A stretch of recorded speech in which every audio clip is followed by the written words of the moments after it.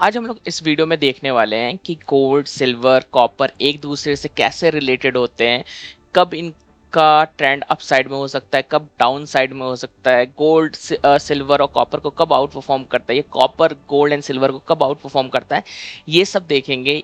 ये भी देखना चाहेंगे कि ये सारी चीज़ें जो प्रीशियस मेटल होते हैं या फिर कॉपर होता है, ये किस चीज़ पे डिपेंडेंट होता है। ठीक है, हम लोग यहाँ पर मैक्रो डेटा एनालिसिस करेंगे। तो चलिए इस वीडियो को स्टार्ट करते हैं। बहुत इन्फॉर्मेटिव वीडियो होने वाली है, ज़्यादा स्ट्रेच नहीं करेंगे, इसको बहुत इजी लैंग्वेज में समझेंगे। तो चलिए स्टार्ट करता हूँ। सबसे पहले गोल्ड के चार्ट आने से पहले हम लोग सबसे पहले देखेंगे आईएसएम क्या होता है। आईएसएम क्या होता है? इट्स जस्ट लाइक कि अपना इंडिया में पीएमआई डेटा होता है, प्रोडक्शन का, मैन्युफैक्चरिंग डेटा होता है। It's just same as it is ISM data होता है यूएसए का। ठीक है, तो आईएसएम डेटा मीन्स क्या? लाइक यूएसए एक्सपोर्ट इंपोर्ट, जो वहाँ का प्रोडक्शन है, वहाँ के लोगों की परचेजिंग पावर है, वो कब अच्छी है कब खराब है, ये इंडिकेट करता है। तो इसे वैल्यू टर्म में कैसे समझा जा सकता है? तो अगर जब आईएसएम डेटा 50 के नीचे रहता है तो हम कहते हैं कि परचेजिंग पावर लो है, डिमांड नहीं है। ठीक है, जब आईएसएम डेटा 50 के ऊपर आना स्टार्ट होता है तो हम कहते हैं कि परचेजिंग पावर लोगों के पास आ चुकी है। तो उसमें क्या होता है? इंडस्ट्रियल प्रोडक्शन बढ़ना चालू होता है, लाइक लोग गाड़ियां ज़्यादा बनाते हैं, कैपेसिटी एक्सपेंशन होने लगता है। ये सारी चीज़ें इस पर डिपेंडेंट रहती है। और सबसे बड़ा क्वेश्चन फिर आईएसएम डेटा किस पे डिपेंड रहता है? तो आईएसएम डेटा जो रहता है यूएसए का, डिपेंड रहता है किस पे? वो है फेडरल रिजर्व के बैलेंस शीट पे। क्यों? अभी देखते हैं। सपोज आईएसएम पे मैं आता हूँ। आईएसएम यहाँ पे हमारा कोविड के टाइम में 2020 में 41 पे आ चुका था। देन ये कोविड में ही नियर अबाउट 2 अप्रैल 2021 में ये टॉप लगाता है 64 का। मतलब 41 से मतलब जिनके पास परचेजिंग पावर खत्म हो गई थी लोगों के पास, उनके पास अचानक से इतनी ज़्यादा परचेजिंग पावर एक साल के लिए आ कैसे गई एक साल में? सबसे बड़ा रीज़न क्या है? तो रीज़न है फेडरल रिजर्व। ठीक है, फेड ने क्या किया? अपनी balance sheet stretch in the sense कि फेड ने जो पैसा है मार्केट में डाला, लोगों के अकाउंट में डाला कि आप खर्च करो। तो आप देखो कि फेड की जो बैलेंस शीट है ये 4 से 8 million, it's near about double. उन्होंने trillions of dollar money flow किया मार्केट के अंदर। लोगों के जेब में एक्स्ट्रा पैसे आ गए। तो लोगों के जेब में जब एक्स्ट्रा पैसे आ गए तो ऑटोमेटिकली मार्केट में परचेजिंग पावर बढ़ गई। इसीलिए आप ये देखो, ये 17 फरवरी 2020 से फेड ने मनी इन्फ्यूजन करना स्टार्ट किया, मतलब मनी डालना, पैसा डालना स्टार्ट किया लोगों के अकाउंट इन सब में। और यहाँ पे देखो आप परचेजिंग पावर मार्च से आना चालू होगी, मई अप्रैल मार्च से आना चालू होगी। ठीक है, तो ये शो करता है कि जब फेड अपनी बैलेंस शीट स्ट्रेच करता है, मतलब मनी इन्फ्यूजन करता है मार्केट के अंदर, तो हमारे आईएसएम परचेजिंग पावर बढ़ती है। अब ये सारी चीज़ें रिलेटेड कैसी होते हैं गोल्ड, सिल्वर, कॉपर से? अब हम वो देखेंगे। ठीक है, तो जब आईएसएम डेटा एक नॉर्मल रेट से बढ़ता है, ठीक है, तो उस टाइम जो फंड का पैसा रहता है, अब यहाँ पे है बात। ठीक है, अब ये फेड ने पैसा डाला है, इट मीन्स हमारी हार्ड अर्न मनी नहीं है। ठीक है, हमारा जेब का पैसा नहीं है। तो अगर आपको कहीं कोई बोनस में अगर पैसा दे देता है, ठीक है, या सपोज आपको रास्ते पे पड़ा हुआ पैसा मिल गया, तो आप क्या करते हो? तो वो फंड डायरेक्टली कहाँ चला जाता है? वो चला जाता है रिस्की एसेट्स में। Risky assets in the sense like जिसे like small cap stocks and crypto coins और कॉइन्स, इन सब में चला जाता है। ठीक है, पर आपका जो हार्ड अर्न मनी रहता है, जो कोर मनी रहता है, आप क्या रिस्की स्टॉक्स में डालते हो? नहीं डालते हो। वो कहाँ जाता है? सेफ स्टॉक्स में जाता है, लाइक लार्ज कैप हो गया, गोल्ड हो गया, बॉन्ड्स हो गया, उनके अंदर ये पैसा जाता है। तो जब लोगों ने को फ्री फंड का पैसा मिला तो उन्होंने क्या किया? उन्होंने हर जगह पैसा डालना चालू कर दिया। लाइक क्रिप्टो में, तो आपने सुना होगा क्रिप्टो में बुल रन आ गया अचानक से। ठीक है, हर जगह। तो ये किसकी वजह से हुआ? क्योंकि फेड ने पैसा इंजेक्ट किया मार्केट में और ट्रिलियंस ऑफ डॉलर इंजेक्ट किया। तो इसीलिए ये आईएसएम डेटा। अब ये गोल्ड से रिलेटेड कैसे है? तो ये देखते हैं। जब ये यहाँ पे जब फंड का पैसा आईएसएम डेटा अप जाने लगा तो हमारा गोल्ड थोड़े टाइम तक के लिए अप गया, पर फेड की बैलेंस शीट बहुत ज़्यादा स्ट्रेच हुई। अगर यहाँ पे आप देखोगे, ये 2020 है, तो ये मंथली कैंडल है, एक कैंडल एक मंथ को रिप्रेजेंट कर रही है। तो आप देखोगे थोड़े टाइम तक के लिए ये गया, पर बैलेंस शीट में इतना एक्स्ट्रा पैसे आया कि गोल्ड साइडवेज हो गया। और उस टाइम पे अगर आप देखोगे तो गोल्ड के कंपैरिजन में लाइक जो बिटकॉइन है या ऑल्ट कॉइन है उन्होंने बहुत अच्छा परफॉर्म किया, ठीक है।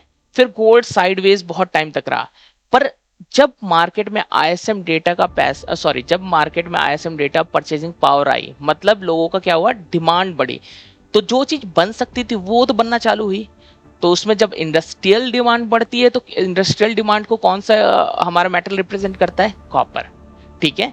तो गोल्ड के कंपैरिजन में उस टाइम कॉपर स्ट्रांग होना स्टार्ट हुआ। तो ये चेक करते हैं कि क्या कॉपर उस टाइम स्ट्रांग हुआ था या नहीं हुआ था। तो ये टाइम क्या है हमारा, जब ये गोल्ड कंसोलिडेट कर रहा था, इट्स नियर अबाउट 2020 से 2021-22। ओके, सो हम आते हैं कॉपर टू गोल्ड रेशियो देखते हैं यहाँ पे।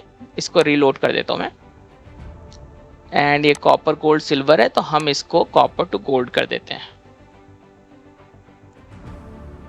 अब ये देखो, आप 2020 की बात कर रहे थे, तो 2020 से कॉपर ने गोल्ड को कितनी अच्छी तरीके से आउट परफॉर्म किया, यहां पे आप देख रहे हो, ठीक है। बैक टेस्ट करना है अगर हमें, तो हम 2016 का डेटा ले लेते हैं, 2016 का आईएसएम चेक कर लेते हैं। तो अगर हमने 2016 पे आते हैं, तो 2016 में ये आईएसएम नियर अबाउट 48 चल रहा था। जब ये आईएसएम आउट परफॉर्म करना चालू किया 48 से, जब ये बढ़ना चालू किया, जब ये 50-60 पे गया, तो उस टाइम भी इंडस्ट्रियल डिमांड आनी चाहिए, क्योंकि आईएसएम 50 के ऊपर निकल गया, तो उस टाइम भी कॉपर की डिमांड आनी चाहिए, कॉपर गोल्ड को आउट परफॉर्म करना चाहिए। तो देखते हैं 2016 से लेके 2018 तक कॉपर ने क्या गोल्ड को आउट परफॉर्म किया था। तो यहाँ पे अगर हम आते हैं 2016 से 2018, तो ये 2016 सितंबर का कैंडल है। यहाँ से 2018 तक आते हैं, 2018 तक, तो क्या कॉपर ने गोल्ड को आउट परफॉर्म किया, बिल्कुल किया।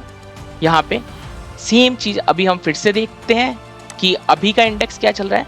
तो अगर आप यहाँ पे देखोगे तो जनवरी 2026 5 जनवरी को ये 47 पे था, देन अचानक से ये 52 पे आता है मार्च 2026 में, एंड ये अभी 50 के ऊपर ही चल रहा है। तो क्या अब कॉपर ने गोल्ड को आउट परफॉर्म चालू किया करना। तो यहाँ पे देखोगे तो ये अपना जो नीचे अगर आप देख रहे होगे स्क्रीन पे, तो मार्च 2026 यहाँ पे कॉपर ने गोल्ड को आउट परफॉर्म करना चालू कर दिया है। इट मींस जब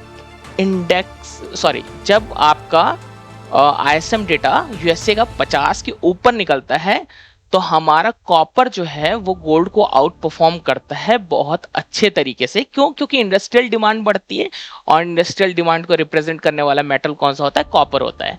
तो आईएसएम डेटा अब 50 के ऊपर क्यों आया है? फेड ने क्या पैसा प्रिंट करना चालू किया है? तो देखते हैं 5 जनवरी 2026 के बाद से क्या पैसा फेड ने प्रिंट करना चालू किया है। तो अगर हम देखें तो यहाँ पे आप देख सकते हो नीचे 22 दिसंबर 2025 दिख रहा है। यहाँ के बाद फेड की जो बैलेंस शीट है वो अप ट्रेंड में होना स्टार्ट हो चुकी है, मतलब फेड अपने मार्केट में लिक्विडिटी इंजेक्ट कर रहा है, ठीक है। इट मींस कि फंड आना चालू हो गया है। एक एनालिसिस और कर लेते हैं कि गोल्ड अचानक से क्यों गिरा यहां से, ठीक है।